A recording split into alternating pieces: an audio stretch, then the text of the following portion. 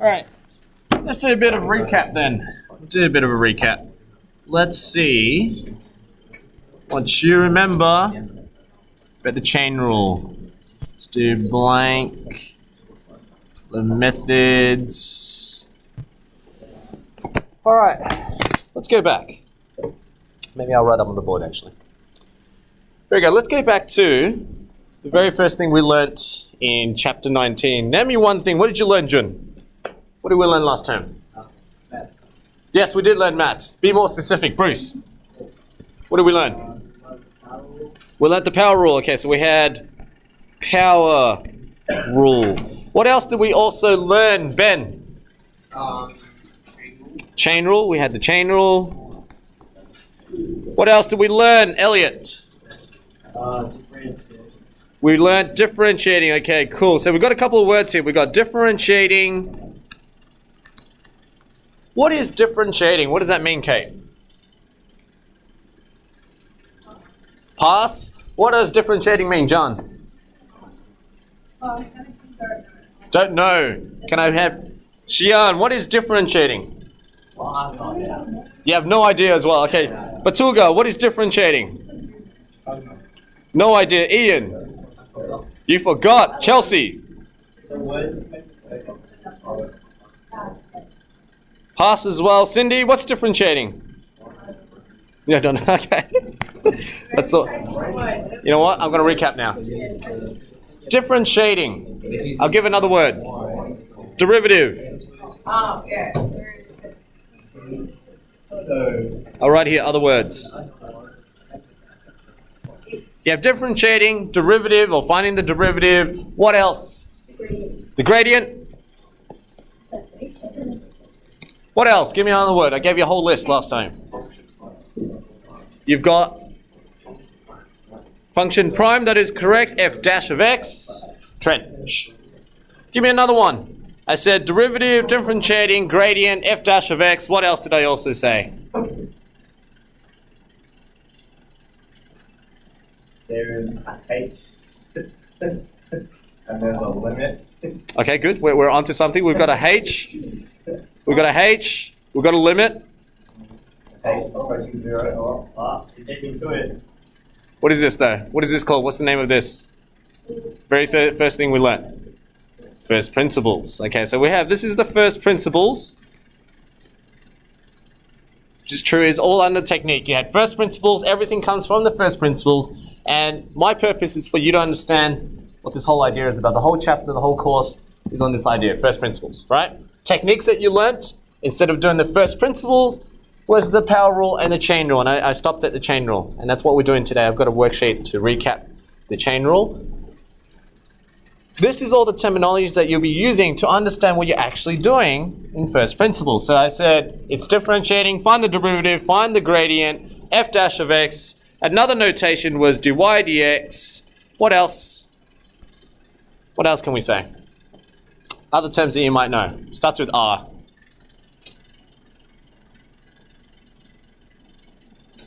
Then A. Well, you had the T. This is like Hangman. I think we're all going to die here. It's rates of change. Now, why is that? Why is it the rates of change? Because again, let's understand the gradient. Everything goes back to what a gradient is. Now, what is a gradient again? Y over x. Okay, so it's the rise over run, which we understand. The gradient is rise over run. And to find rise over run, you would use what back in year 9? Fantastic. y2 minus y1 over x2 minus x1. What you got to understand is, to find the gradient, you need 2 points. When you're finding 2 points, you're moving from one x coordinate to the next x coordinate, hence the change in x.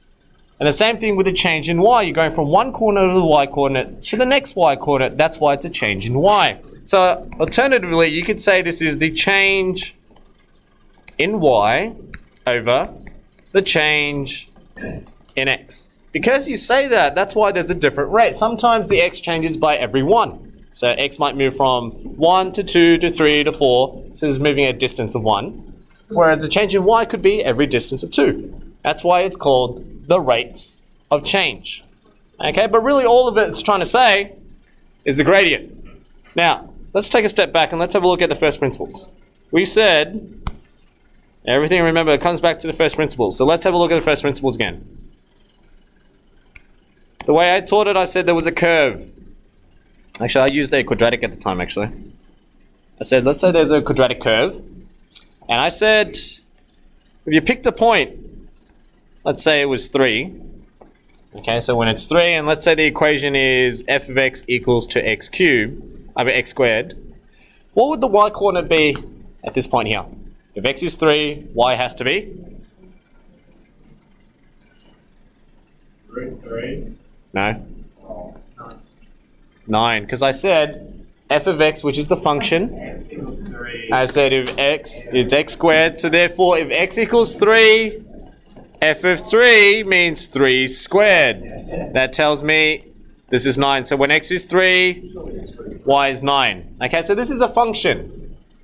This is an x coordinate. To find a y coordinate, you sub an x coordinate in, right? That's your coordinate.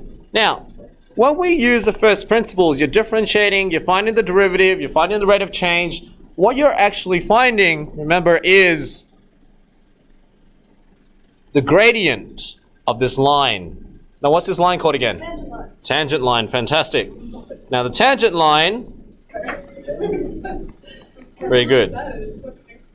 Tangent line is a straight line. It touches the curve at only one point. So that means this equation of this line has to be a straight line of y equals mx plus c. Now, at every single point, there's a different tangent line. So at this point, when x equals 4, I've got another tangent line. And at x equals, I don't know, let's say 2, I've got another tangent line. For every tangent line, there is a different set of gradient. Y equals mx plus c, the m changes. So this whole first principles is this idea that you want to find the gradient of that line that touches the curve. Okay, so you want to find the gradient of the tangent line. That's what all of this means. Everything you're doing here allows you to find the gradient of a tangent line. Now the problem is, or if you think about it logically, you're like, well, I do know how to find the gradient, sir. I learned it in year 9. You said it's y2 minus y1 over x2 minus x1. What's the problem with this versus our current problem? You need 2 points. See, the technique that you learned for gradient back in year 9, you required 2 points in order to solve it. Our problem is we only got 1 point. A tangent only crosses 1 point. So how do you find the gradient of a straight line if you only have 1 point? And that's where, yes. But the first principles really is still the same thing as your gradient. You said y2 minus y1 over x2 minus x1. Well, that's what they're saying as well. They're saying, all right, well, if you picked a coordinate, I'm going to use a different color so we can see. If you just picked a coordinate, I'll use, where's my green? There we go. If this is 3, that's my first coordinate. To find out a second coordinate, they said, well, what if you just picked another one? Let's just pick another coordinate. Let's just say it was here. So I get now an x coordinate. Let's say it was h amount away, and you get a second coordinate, so it'll be 3 plus h. So that means if x was at 3 plus h, which is just a few units away from 3, then the y coordinate for that point would have to now be, when x is 3 plus h, y, to find out y, you would have to find out f of 3 plus h. Have I confused anyone? No? Okay, so we're still following. We're just saying if this is my x value, this is my y value. I'm subbing x into my, yeah, you can't turn that off, unfortunately. Can we kick it really hard? No, I think that's what kids have been doing. That's why you get that Already broken though. murdering sound going on. Yeah. Okay, so right now we've got x, and that's to find the y coordinate. Just like you did here, you said when x is 3, you sub 3 into the function. So I'm doing the same thing here. I'm saying if x was 3 plus h, sub f of 3 plus h. Yeah? But what you need to understand is theoretically, all you're doing is you've picked out 2 points, y2 minus y1, x2 minus x1. That's all you're doing. So, answering the question here, if when x is 3, we said the y coordinate is f of 3, which worked out to be 9, right? When x is equal to 3 plus h, y is equal to f of 3 plus h. So using what we understood from gradients in year 9, we said it's y2 minus y1 over x2 minus x1, and that's what they're doing here. They're just saying, all right, if that's my y2, it's my y1, well, subtraction of those two will be f of 3 plus h, take away f of 3, over, if this is my first coordinate, and that's my second x coordinate, then I'll say, all right, well then it's x2, which is 3 plus h, minus the first x coordinate. So another way of thinking about it is that's x1, x2, y1, y2. Yeah, but conveniently this always cancels out. 3 minus 3 will cancel out, and now you got limit of h approach 0, f of 3 plus h minus f of 3 over h. But what is this really asking you to do? This is just saying find the gradient if I made h really small. That's what the first principle is saying. They're saying, what if I made that second point so small, but it is not 0, it's just slightly off the original one. The gradient has to be exactly the same, or if not approximate to it, very close approximate to it. And that's what they're saying. They're just saying, this is how you find the gradient of one point. That's what first principles was. Okay, that was the very first exercise that you did, 17A. Okay? That's what I need you to understand. Everything that you're going to do from here on out, all the way to year 12, that's what you need to understand. Every technique you learn, power rule, chain rule, exponential rules, and everything like that later on, it's all coming back to understanding. You're just finding the gradient of a tangent line. Just keep that in mind, okay? Because everything you do is a straight line problem. So it goes all the way back to year 9 simultaneous equations, elimination method, simultaneous method, it will be, substitution method, it will be perpendicular lines, parallel lines, intersection points. Everything that you do in the year 12 and year 11 course is just back to the year 9 straight line equations, okay? So if you can just keep your mindset that all you're doing is just finding a gradient, it'll help. It'll help to understand the worded problems, okay? So, I just covered a very quick overview of first principles and what we're trying to do. Let's recap. Rules. What's the power rule again? Someone remind me, what's the power rule again? Can someone tell me, can I please let's go with Jenny. What's the power rule?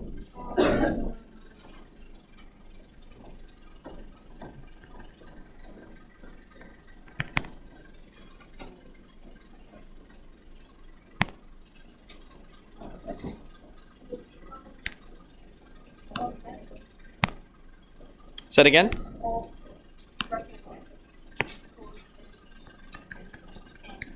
Yep. Mm-hmm.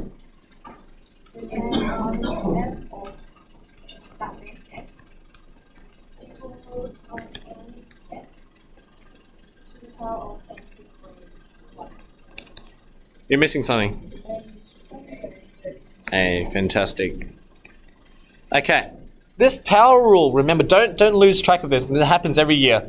Once I start teaching the rules, and you'll get it, and you get really good at it as well, but you forget what it means. This is just a shortcut to doing this. Okay, instead of doing, if I want to find the gradient of this equation before, this is f of x equals x squared. Technically, it's easier if I just did the power rule and said, using the power rule, we're saying drop down the 2, so 2 times a, which is 1, times x to the power of 2 minus 1. This is the shortcut, and that gives me an answer of 2x. If I want to find the gradient, this is my gradient function. I want to know what the gradient is when x equals to 3. I want to know the gradient of the tangent line when x equals 3. So then I'd say, well, f dash at 3 would be 2 times 3, and it gives me 6. This is the longer way to get the same answer. See, if I actually try to solve this right now, and I sub in 3 plus h all squared, this will give me 6 as well.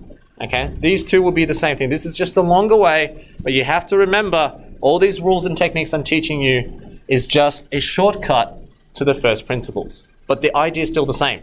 At the end of the day, when you find f prime of 3, or f dash of 3, you're really just finding what is the gradient of a tangent line at that point. Okay, at one point. And the one point I'm talking about is at x equals 3. Notice it's not y. I never talked about the y coordinate. We're only working with the x coordinate. Okay, so, yes, you're right. That is the power rule. It's limited though. Power rule is only limited to anything that's to the power of something. Hence the power rule. Okay, so x to the power 2, x to the power negative 1, x to the power of half, x to the power of a third. You can use the power rule. You can't use that when it's not a power rule. For example, sine of x, or e to the power 3. Okay, you can't use that. We want to learn those techniques in this term. But right now, all you can do is power rules. Yeah? Then I left you off with chain rule. What's a chain rule again? What's a chain rule again? Let's go back to Ian. What's a chain rule?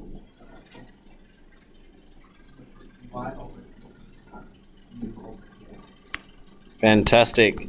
Do y dx is equal to dy du times du dx. This is when I first taught you the first principles, and then I taught you the power rule, and I gave you a problem. Trent, you're the one who picked up on this, and you said, well, you know, isn't there a shorter way if I gave you x plus 6 to the power of, I think it was 6 or whatever it was. He said, is there not a short way to do this? And yes, there is.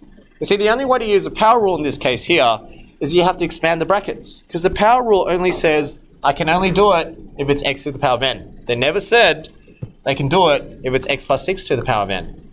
So the chain rule allows you to change this problem so that you can use the power rule. Okay? So let's recap on a chain rule. So chain rule, I said dy dx is equal to dy du times du dx. What is du? The one where you sub in something. Okay, so as you can see, this is a problem here. We're saying we don't know how to do x plus 6 to the power 6. That's a problem. We don't know that. But we do know it if I replaced it. If I said, well, whoops. Oh, how do I remove that? Oh, God. I thought it was a highlighter. Here we go. Let's do a plus, and then where's my highlighter? Highlighter. Okay. If we replace this x plus 6, if we said, what if we change that so that it's easier to do? And so what they said is like, all right, well, let's call it something else then. If we can't do x plus 6, let's call that u. It doesn't have to be u. It could be any letter you want. Well, we just, traditionally, we use u. Okay, so let's say u equals to x plus 6. How does that change the problem? Well, if I replace that with a 6, I now have x to x. This is now y is equal to u to the power of 6. Or another way is if I take away the brackets, makes it look easier. U to the power of 6. And this one we can do. So this one we can use the power rule. We can say, oh yeah, it's like x to the power of 6. You drop down the power, and you can differentiate this. Or you can find the gradient of this. Okay, so we're saying, all right, let's differentiate it. It's with a y, change in y over the change in u, not change in x. This is now a change in u. So dy du gives me drop down the 6. So drop down the 6 times the 1 times u to the power of 6 minus 1. See, I'm using power rule here. This works out to be 6u to the power of 5, which is great. I found the derivative only because I changed the problem. But you can't ignore the fact that you still had u equals to x plus 6. So if you found the derivative of a rate of change for this, you have to also find the rate of change for u. And that's what I'm doing here. I'm saying, all right, well, if that is true, then I can now say du dx. So I want to know what's the change in u in respect to the change in x. In this case here, you're finding the derivative of, again, x and 6 individually, because they're individual terms. So you can use the power rule again. So using the power rule, this is power of 1. Drop down the 1, so it's 1 times 1, x to the power of 1 minus 1, plus derivative of 6. What was that equal to again? 0. Another way of thinking about it is if you sketch the graph, 6 is just a horizontal line. That's a gradient of 0. Alternatively, if you've forgotten that, you can think of 6 as the same thing as writing 6 times x to the power of 0. Because x to the power of 0 is 1. It doesn't change it.